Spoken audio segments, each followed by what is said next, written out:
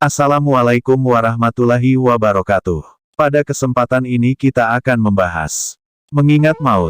Jika Anda pernah mendengar kisah mengenai orang-orang yang hidup kekal di dunia ini, sesungguhnya itu hanya dongeng yang batil. Sebagian orang beranggapan ada orang-orang yang hidup kekal di dunia ini, seperti Khidir alaihissalam, Zulkarnain atau lainnya. Keyakinan seperti ini tidak dikenal dalam Islam.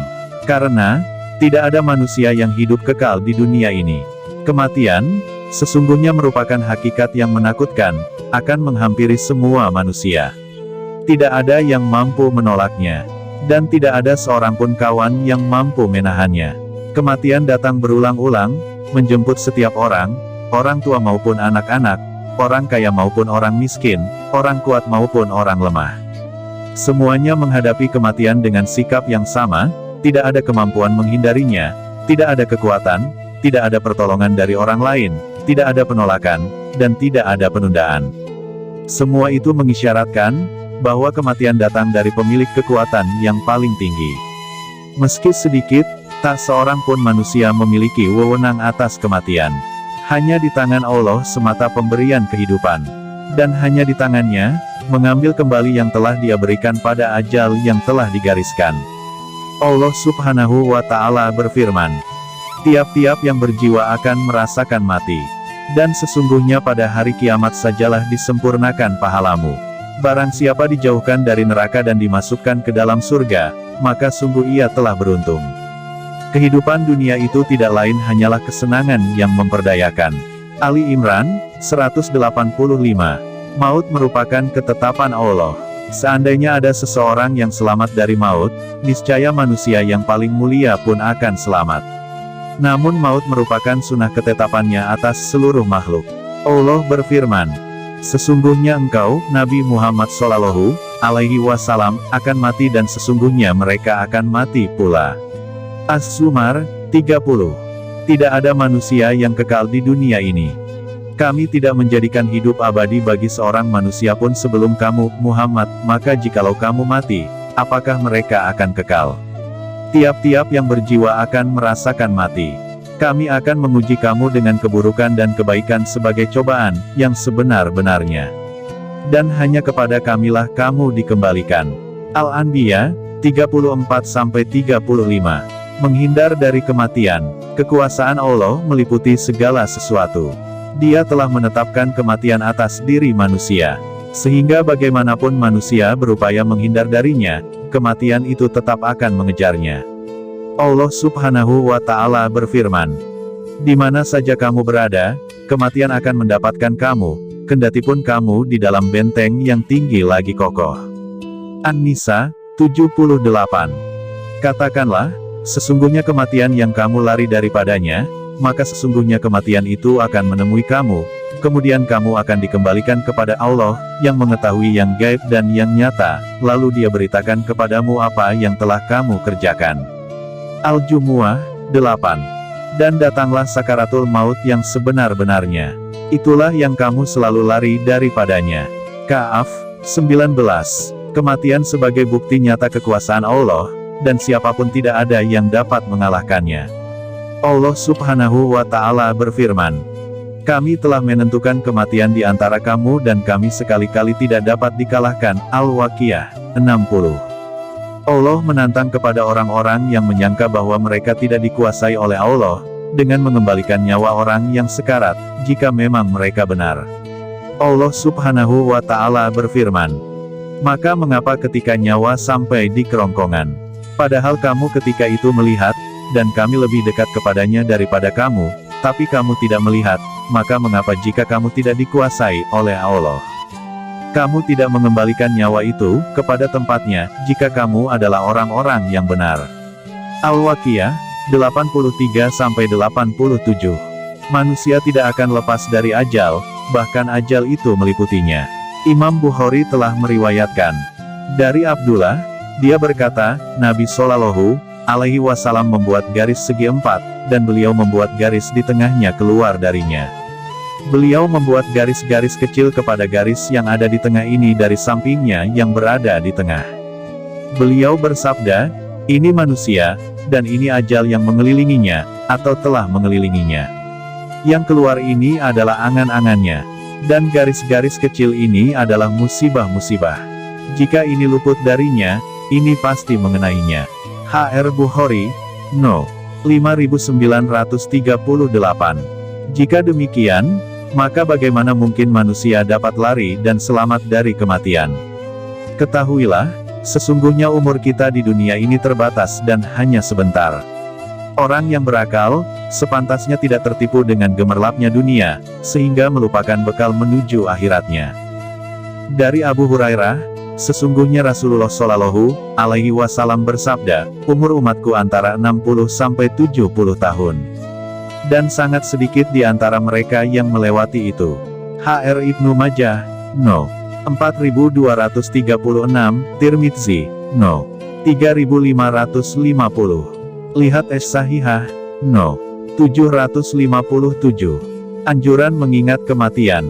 Banyak hadits-hadits yang mengingatkan tentang kematian, agar manusia selalu ingat bahwa hidup di dunia tidaklah kekal. Agar manusia bersiap siaga dengan perbekalan yang dibutuhkannya saat perjalanannya yang panjang nanti.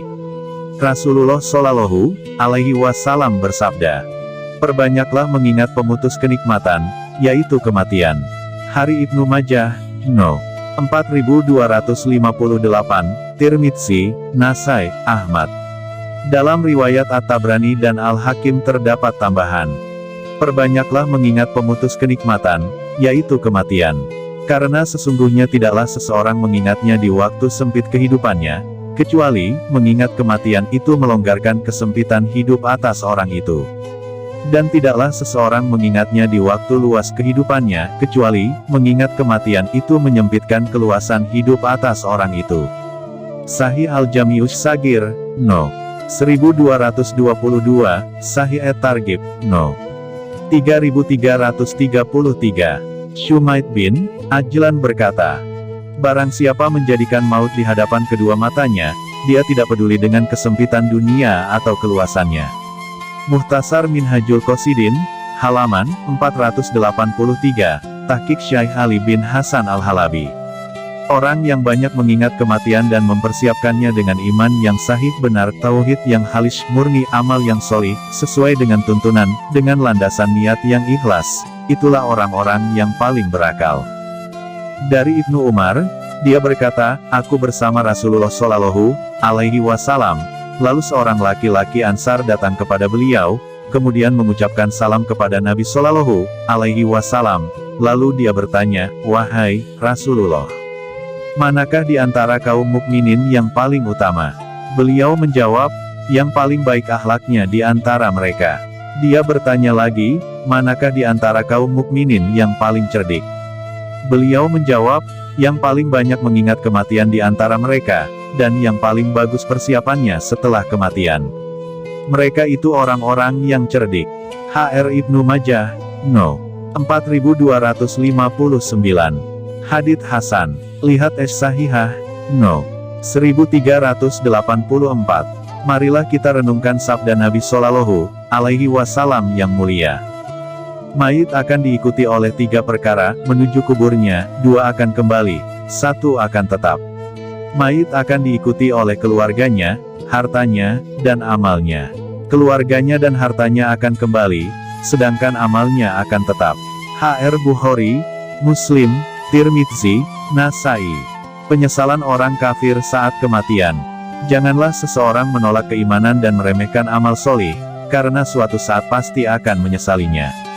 Allah Subhanahu wa Ta'ala berfirman, demikianlah keadaan orang-orang kafir itu, hingga apabila datang kematian kepada seorang dari mereka, dia berkata, ya Robku, kembalikanlah aku ke dunia, agar aku berbuat amal yang solih terhadap yang telah aku tinggalkan. Sekali-kali tidak, sesungguhnya itu adalah perkataan yang diucapkan saja. Dan di hadapan mereka ada dinding sampai hari mereka dibangkitkan. Al-Mu'minun, 99-100. Segera beramal sebelum datang kematian. Janganlah seseorang selalu menunda dalam berbuat amal solih karena kesibukan duniawinya. Karena, selama manusia masih hidup, ia tidak akan lepas dari kesibukan. Orang yang berakal akan mengutamakan urusan akhirat yang pasti datang, dan mengalahkan urusan dunia yang pasti ditinggalkan. Allah Subhanahu wa Ta'ala berfirman, "Hai orang-orang yang beriman, janganlah harta-hartamu dan anak-anakmu melalaikan kamu dari mengingat Allah. Barang siapa yang melakukan demikian, maka mereka itulah orang-orang yang rugi. Dan belanjakanlah sebagian dari apa yang telah kami berikan kepadamu sebelum datang kematian kepada salah seorang di antara kamu." Lalu ia berkata, "Ya, Robku, mengapa engkau tidak menangguhkan kematianku sampai waktu yang dekat, yang menyebabkan aku dapat bersedekah dan aku termasuk orang-orang yang solih?" Dan Allah sekali-kali tidak akan menangguhkan kematian seseorang apabila datang waktu kematiannya. Dan Allah Maha mengenal apa yang kamu kerjakan. Al-Munafikun 9-11. Oleh karena itu, seseorang hendaklah memanfaatkan hidupnya dengan sebaik-baiknya, mengisinya dengan amal solih sebelum datang kematian.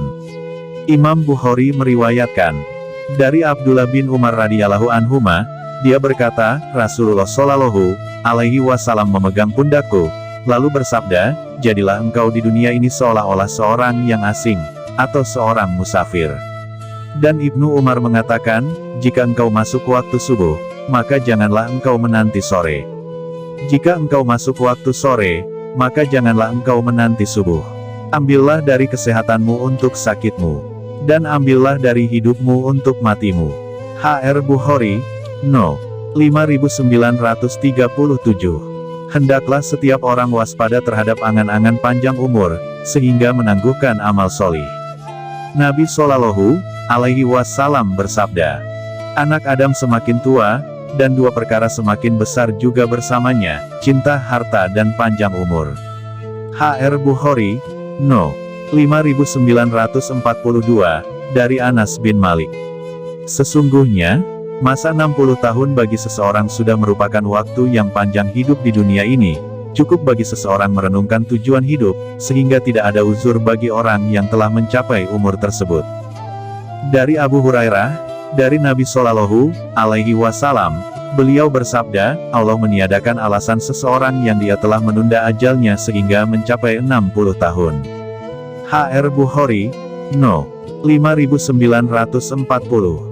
Penutup, mengakhiri tulisan ini, berikut kami bawakan pernyataan Hamid Al-Kaisari. Sebagai berikut, kita semua telah meyakini kematian, tetapi kita tidak melihat orang yang bersiap-siap menghadapinya. Kita semua telah meyakini adanya surga, tetapi kita tidak melihat orang yang beramal untuknya. Kita semua telah meyakini adanya neraka, tetapi kita tidak melihat orang yang takut terhadapnya. Maka terhadap apa kamu bergembira? Kemungkinan apakah yang kamu nantikan? Kematian, itulah perkara pertama kali yang akan datang kepadamu dengan membawa kebaikan atau keburukan. Wahai saudara-saudaraku, berjalanlah menghadap penguasamu Allah, dengan perjalanan yang bagus. Mukhtasar Minhajul Qasidin, halaman 483, Tahqiq Syekh Ali bin Hasan Al-Halabi. Semoga tulisan ini mengingatkan kita, betapa penting mempersiapkan diri menghadapi kematian, yang merupakan masalah besar yang dihadapi setiap insan. Imam Ibnu Majah meriwayatkan dari Al-Bara, dia berkata, kami bersama Rasulullah Shallallahu alaihi wasallam pada suatu jenazah, lalu beliau duduk di tepi kubur, kemudian beliau menangis sehingga tanah menjadi basah, lalu beliau bersabda, wahai saudara-saudaraku, maka persiapkanlah untuk yang seperti ini. Hari Ibnu Majah, No. 4190, dihasankan oleh Syekh Al-Albani. Demikian sedikit tentang zikrul maut, semoga bermanfaat. Terakhir kami katakan, wahai saudara-saudaraku, persiapkanlah dirimu menghadapi kematian. Wallahu al-musta'an. Wassalamualaikum warahmatullahi wabarakatuh.